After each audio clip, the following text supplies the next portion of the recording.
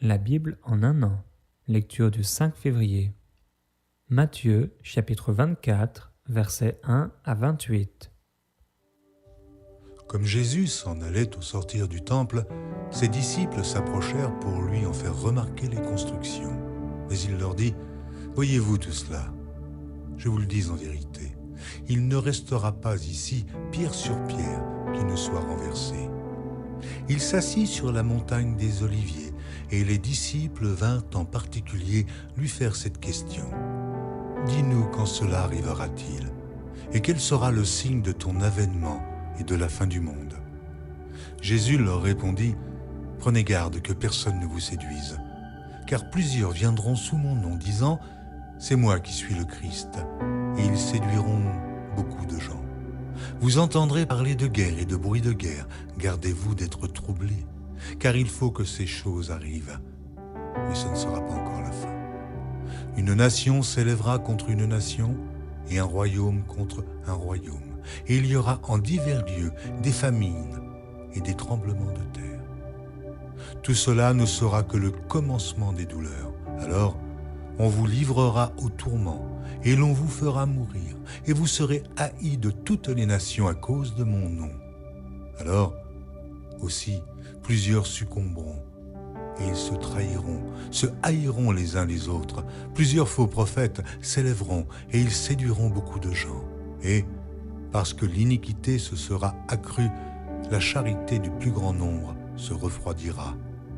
Mais celui qui persévérera jusqu'à la fin sera sauvé. Cette bonne nouvelle du royaume sera prêchée dans le monde entier pour servir de témoignage à toutes les nations.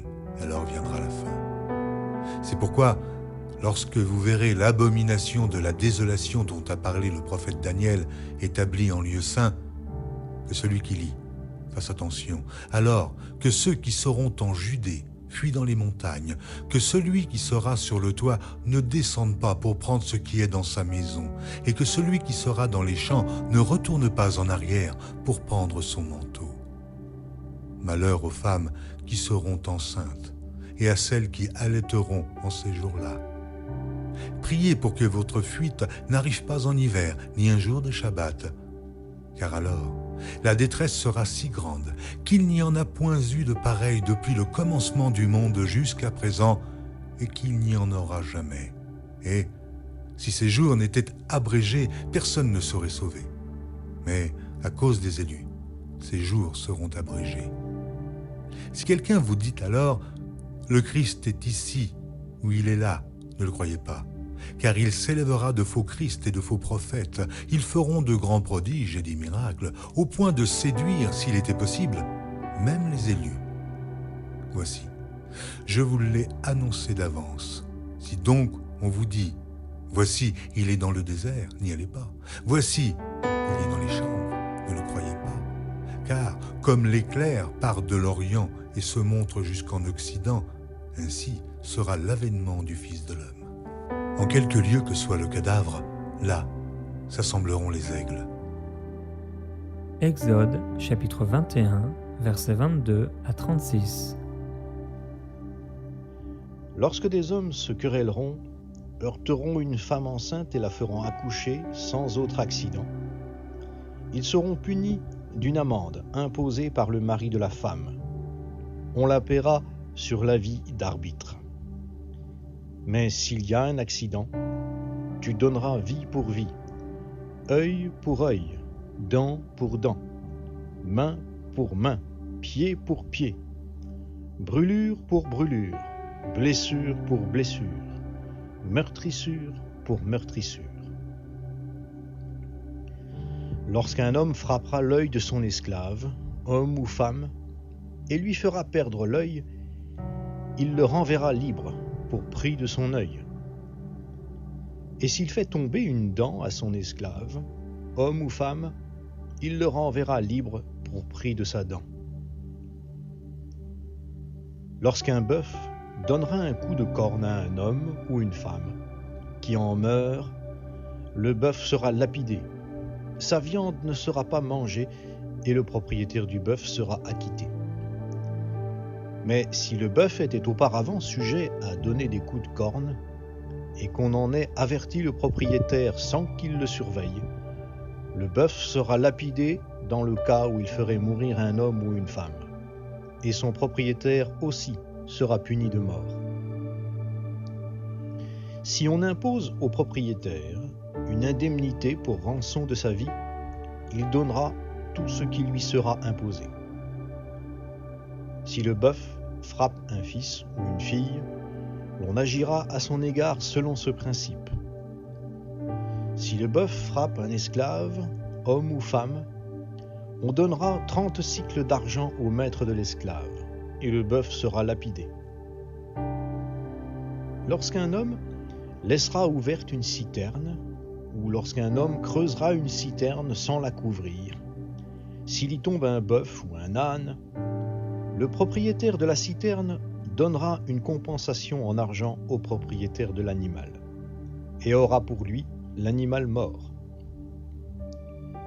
Lorsque le bœuf d'un homme frappera mortellement de ses cornes le bœuf de son prochain, ils vendront le bœuf vivant et se partageront l'argent. Ils partageront aussi le bœuf mort.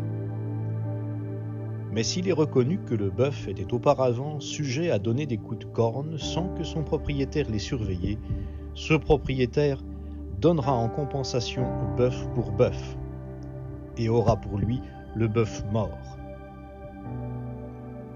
Lorsqu'un homme volera un bœuf ou un agneau, s'il l'égorge ou le vend, il restituera 5 bœufs pour le bœuf et 4 pièces de petit bétail pour l'agneau. Exode, chapitre 22. Si le voleur est surpris en cours d'effraction, et qu'il soit frappé et meurt, on ne sera point coupable de meurtre envers lui. Mais si le soleil était levé, on serait coupable de meurtre envers lui. Il donnera une compensation. S'il n'a rien, il sera vendu pour son vol. Si ce qu'il a dérobé, bœuf, âne ou agneau, se trouve encore vivant entre ses mains, il donnera une compensation au double. Lorsqu'un homme fera du dégât dans un champ ou dans une vigne, et qu'il enverra son bétail paître dans le champ d'autrui, il donnera en compensation le meilleur produit de son champ et le meilleur produit de sa vigne. Lorsqu'un feu éclatera et rencontrera des chardons, si du blé en gerbe ou sur pied, ou bien le champ est consumé, celui qui a causé l'incendie donnera une compensation. Lorsqu'un homme donnera à son prochain de l'argent ou des objets à garder, si on les vole dans la maison de ce dernier, le voleur donnera une compensation au double dans le cas où il serait retrouvé. Si le voleur n'est pas retrouvé, le maître de la maison s'approchera devant Dieu pour déclarer qu'il n'a pas porté la main sur le bien de son prochain. Dans toute affaire frauduleuse concernant un bœuf, un âne, un agneau, un vêtement ou un objet perdu, au sujet duquel on dira « c'est cela », le litige des deux parties ira jusqu'à Dieu. Celui que Dieu condamnera donnera à son prochain une compensation au double. Lorsqu'un homme donnera à garder à son prochain un âne, un bœuf, un agneau ou une bête quelconque qui meurt, se casse un membre ou soit enlevé sans que personne l'ait vu, le serment au nom de l'Éternel interviendra entre les deux parties. Et celui qui a gardé l'animal déclarera qu'il n'a pas porté la main sur le bien de son prochain. Le propriétaire de l'animal acceptera ce serment, et l'autre ne donnera pas de compensation. Mais si l'animal a été volé chez lui, il donnera une compensation au propriétaire. Si l'animal a été déchiré, il le produira en témoignage et ne donnera pas de compensation pour ce qui a été déchiré. Lorsqu'un homme empruntera à son prochain une bête qui se casse un membre ou qui meurt en l'absence du propriétaire, il donnera une compensation. Si le propriétaire est avec lui, il ne donnera pas de compensation. Si l'animal a été loué, le prix du louage suffira. Lorsqu'un homme séduira une vierge qui n'est pas fiancée et qu'il couchera avec elle, il paiera sa dot, puis il la prendra pour femme. Si le père refuse net de la lui accorder, il paiera en argent la valeur de la dot des vierges. Tu ne laisseras pas vivre une sorcière. Quiconque couche avec une bête sera puni de mort. Celui qui offre des sacrifices à d'autres dieux qu'à l'Éternel seul sera voué à l'interdit. Tu n'exploiteras pas l'immigrant et tu ne l'opprimeras pas, car vous avez été des immigrants dans le pays d'Égypte. Vous n'accablerez pas la veuve ni l'orphelin. Si tu les accables et qu'ils crient à moi, je saurai entendre leurs cris. Ma colère s'enflammera et je vous tuerai par l'épée. Vos femmes deviendront veuves et vos enfants orphelins. Si tu prêtes de l'argent à quelqu'un de mon peuple, au malheureux qui est avec toi, tu ne seras pas à son égard comme un créancier. Tu n'exigeras pas de lui un intérêt. Si tu prends en gage le vêtement de ton prochain, tu le lui rendras avant le coucher du soleil, car c'est sa seule couverture, c'est le vêtement qu'il a sur la peau. Dans quoi coucherait-il? S'il crie à moi, je l'entendrai, car je fais grâce. Tu ne maudiras pas Dieu, et tu ne prononceras pas d'imprécation contre le prince de ton peuple. Tu ne différeras pas de m'offrir ta pleine cuvée et ta redevance d'huile. Tu me donneras le premier-né de tes fils. Tu feras de même pour ton gros et ton petit bétail. Le premier-né restera 7 jours avec sa mère. Le 8e jour, tu me le donneras. Vous serez pour moi des hommes saints. Vous ne mangerez pas de chair déchirée dans les champs. Vous la jetterez aux chiens.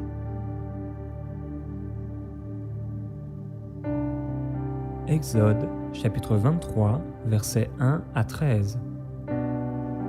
Tu ne colporteras pas de faux bruits. Tu ne prêteras pas la main aux méchants en étant témoin à charge. Tu ne suivras pas la multitude pour faire le mal, et tu ne déposeras pas dans un procès en te mettant du côté de la multitude pour violer la justice. Tu ne favoriseras pas l'indigent dans son procès. Lorsque tu rencontreras le bœuf de ton ennemi ou son âne qui s'est égaré, tu le lui ramèneras. Lorsque tu verras l'âne de celui qui a de la haine pour toi succomber sous sa charge, et que tu hésiteras à le décharger, tu le déchargeras avec lui. Tu ne porteras pas atteinte aux droits du pauvre dans son procès. Tu t'abstiendras de toute parole fausse. Tu ne feras pas mourir l'innocent et le juste, car je ne considérerai pas le méchant comme juste.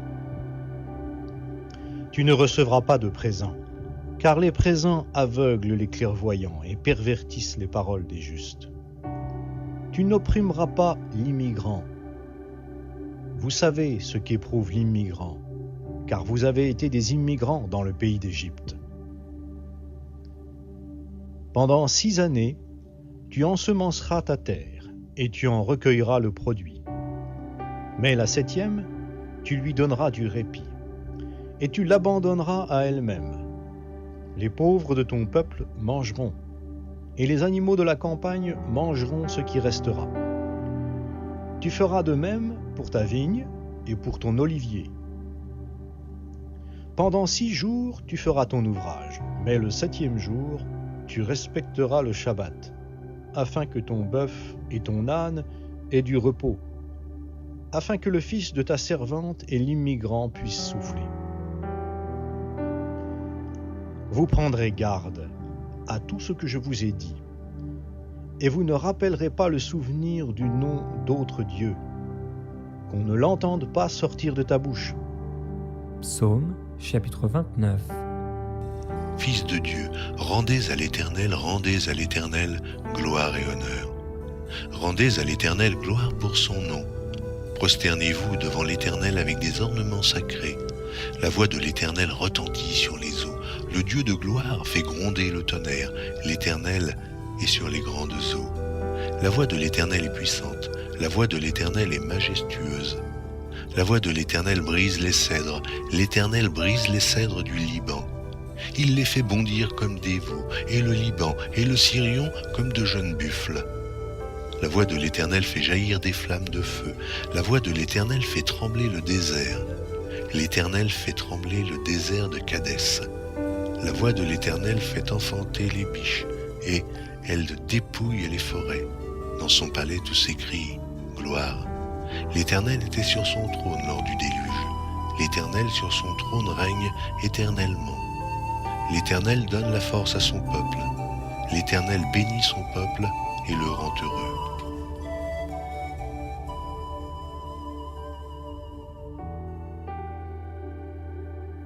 Proverbes chapitre 7, versets 6 à 23. J'ai orné mon lit de couvertures de tapis de fil d'Égypte. J'ai parfumé ma couche de myrrhe, d'aloès et de cinnamome. Viens, enivrons-nous d'amour jusqu'au matin. Livrons-nous joyeusement à la volupté, car mon mari n'est pas à la maison, il est parti pour un voyage lointain. Il a pris avec lui le sac de l'argent, il ne reviendra à la maison qu'à la nouvelle lune. Elle le séduisit à force de paroles, elle l'entraîna par ses lèvres doucereuses. Il se mit tout à coup à la suivre, comme le bœuf qui va à la boucherie, comme un fou qu'on lie pour le châtier. Jusqu'à ce qu'une flèche lui perce le foie, comme l'oiseau qui se précipite dans le filet sans savoir que c'est au prix de sa vie.